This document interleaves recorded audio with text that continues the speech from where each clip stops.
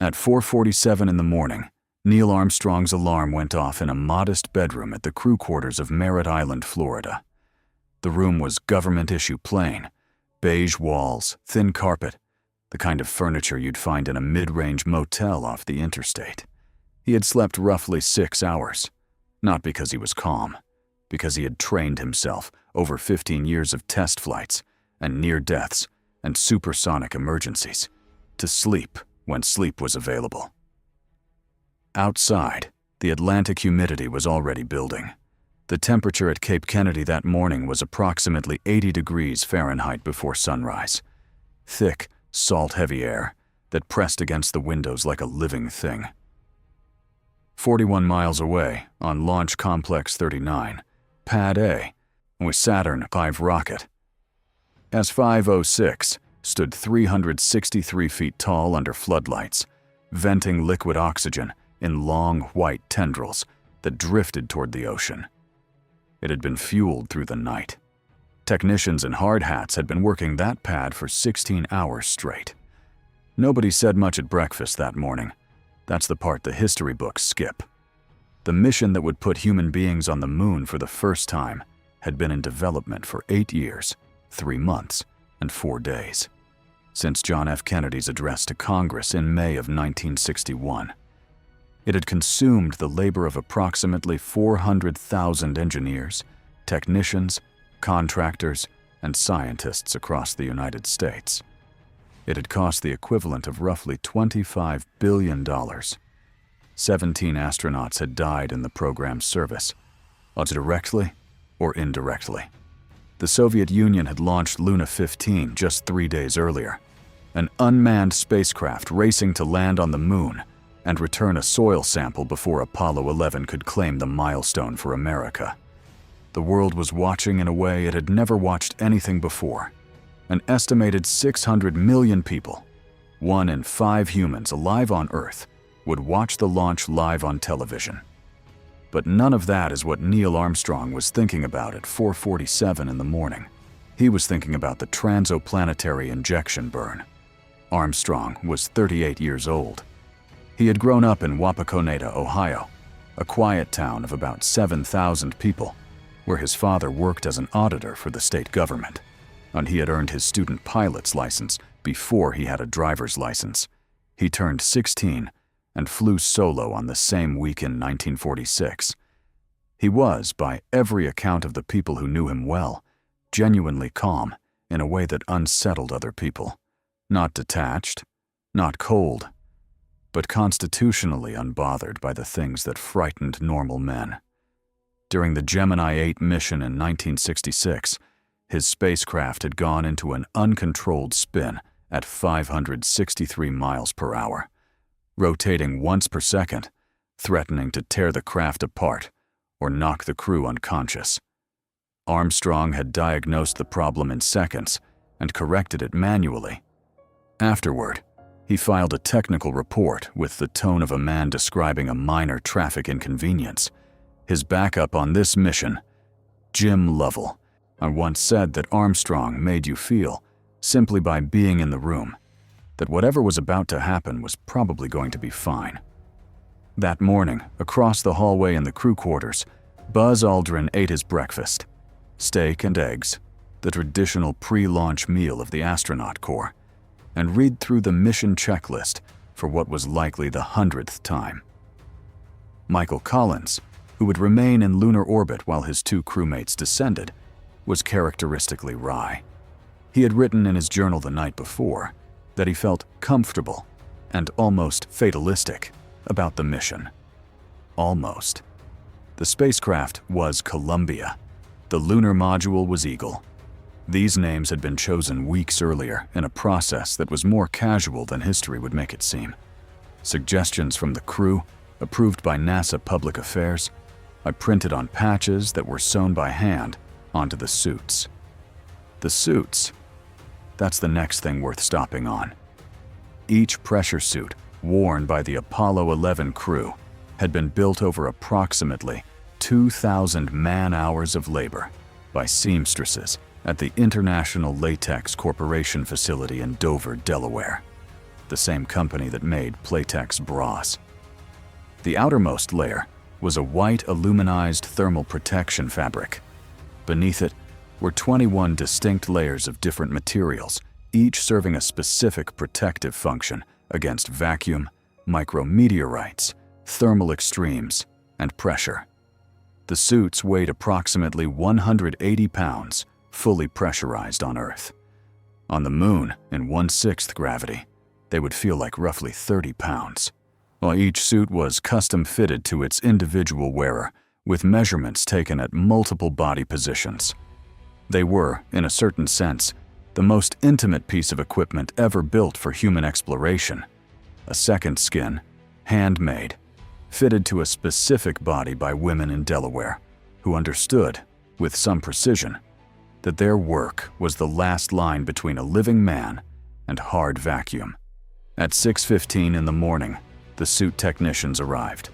The suiting room at the Manned Spacecraft Operations Building was small, brightly lit with the harsh fluorescent light common to NASA facilities of that era. The techs, Don Lavelle and Joe Schmidt, were the primary suit assistants, had been preparing the suits since before 5 a.m., checking each seal, each valve, each pressure fitting. The astronauts sat in reclining chairs, or like barber's chairs, and the process of getting them into their suits took approximately 45 minutes per man. Oxygen was circulated through the suits to purge nitrogen from their bloodstreams, a measure against decompression sickness, the same condition that afflicts deep-sea divers ascending too fast. This purge process required the men to sit, suited, breathing 100% oxygen, for 2 full hours before they could leave for the pad. 2 hours of sitting and waiting, in suits that cost $5 million apiece, listening to the air circulation systems hiss quietly through the silence. The transfer van that took the crew to Pad 39 Alpha left the operations building at approximately 8:15. The ride was about 8 miles. There are photographs of this moment. Armstrong, Aldrin, Thos and Collins walking out of the building's glass doors in their white suits, carrying their portable ventilators, the NASA technicians flanking them. Armstrong is looking directly ahead. Aldrin is half smiling. Collins looks like a man who has already made his peace. A small crowd of press and NASA workers lined the walkway. Someone called out something encouraging. The accounts differ on exactly what. Nobody waved like a hero. They walked at a deliberate pace, not hurrying, because hurrying in a pressurized suit risks a fall, and a fall risks a suit breach, and a suit breach 3 hours before the most important launch in human history was the kind of thing that did not need to happen. Inside the van, the men were mostly quiet.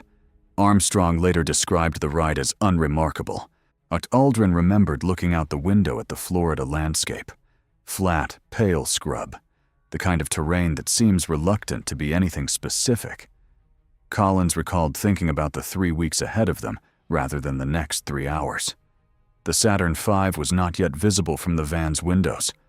Then it was.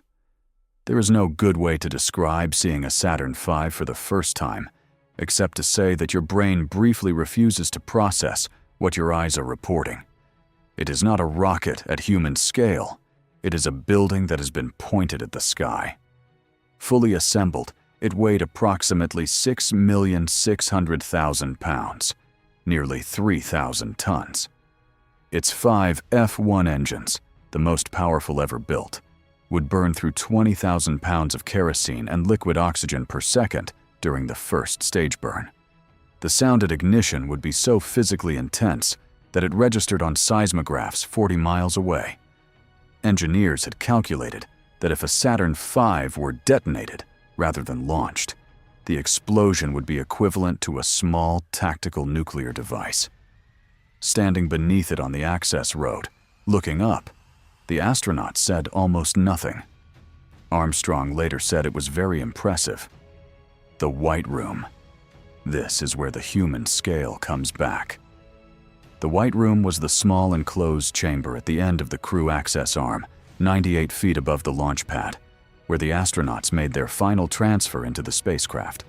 It was staffed that morning primarily by Günther Wendt, the pad leader, a German-born engineer who had worked with every American astronaut since Alan Shepard in 1961. The astronauts called him the Pad Führer with genuine affection. He ran the White Room with a precision that bordered on the obsessive and a warmth that surprised everyone who encountered it. Each astronaut who climbed into a spacecraft on his watch got a small personal gift from Günther, a private joke, a token, a moment of human connection before the hatch closed. For Armstrong, Wendt had prepared a small key to the moon, a joke gift, a foam prop, something ridiculous and warm and human in a space that was otherwise entirely about checklists. Armstrong laughed. Collins entered first and took his seat on the right side of the command module. Aldrin followed. Armstrong entered last and settled into the left seat, the commander's seat, position number 1. The hatch was checked, sealed, and checked again. The crew access arm swung back. The White Room was cleared. Below them, the Atlantic Ocean reflected the morning sun in flat silver sheets. The clock read approximately 9:32 a.m. They were sealed inside a spacecraft, sitting atop the equivalent of a controlled explosion, waiting for 2 hours and 32 minutes. The count continued without major holds. In the Launch Control Center, Firing Room 1, approximately 450 technicians and engineers sat at their consoles. The room smelled of cigarette smoke, hot electronics, and the specific institutional coffee that had been brewing since before midnight. The green-tinted oscilloscope screens cast the faces of the engineers in a pale spectral glow. Deke Slayton, the director of flight crew operations, stood near the back. Werner von Braun, the former VI-2 rocket scientist turned NASA's chief of launch vehicle development, was somewhere in the building. Nobody was quite sure which expression to wear. This was not the first Saturn V launch. It was not even the first crewed Saturn V launch. But everyone in that room understood, with full clarity, that nothing that had ever happened in that room before had mattered quite as much as what was about to happen. The final minutes of the countdown moved the way final minutes always move when something enormous is at stake, simultaneously too fast and with agonizing slowness. Controllers called out their systems. Everything was nominal. The swing arms retracted. The hold-down clamps, each capable of withstanding 800,000 pounds of force, were ready to release. At T-minus 3.1 seconds, and the ignition sequence began. The engines lit in sequence, not simultaneously, building thrust to the full 7.5 million pounds required before release. The ground shook.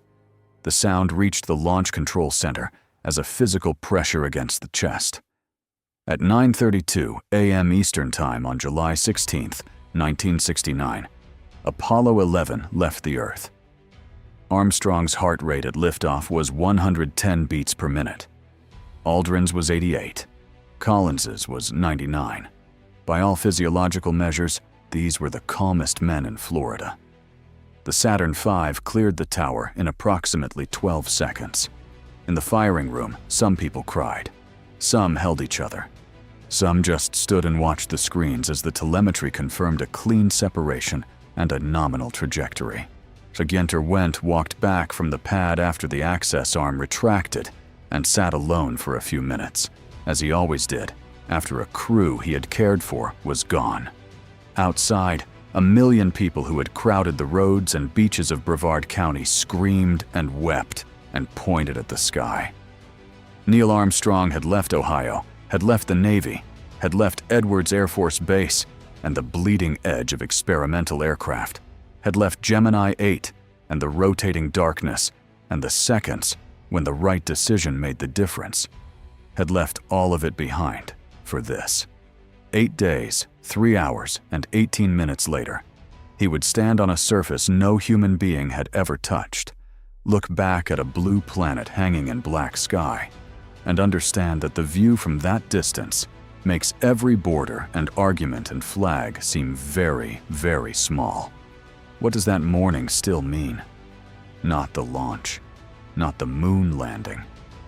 That specific morning, the alarm at 4:47, the breakfast nobody talked through, the suits built by women in Delaware, Gwenter Vent's ridiculous foam key, the heart rate of 110 beats per minute on a man who had trained himself to sleep through fear.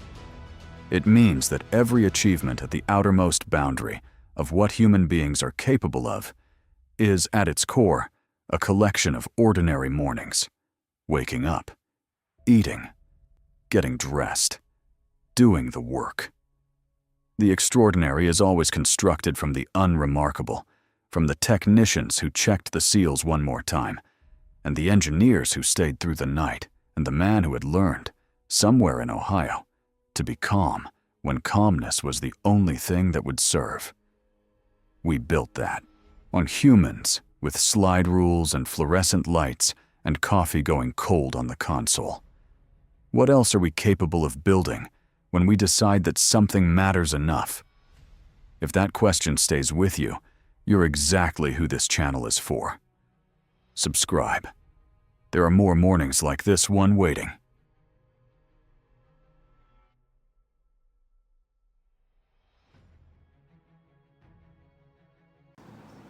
Oh, before you go, if this video made sense to you, subscribe to the channel. This helps YouTube deliver this content to even more people. Also, leave your like. It's essential for our growth here on the platform. And if you want to support us even more, Super Thanks is right below and helps directly with the production of new content. Comment here where you're from. And thank you for watching us until the end. See you in the next video.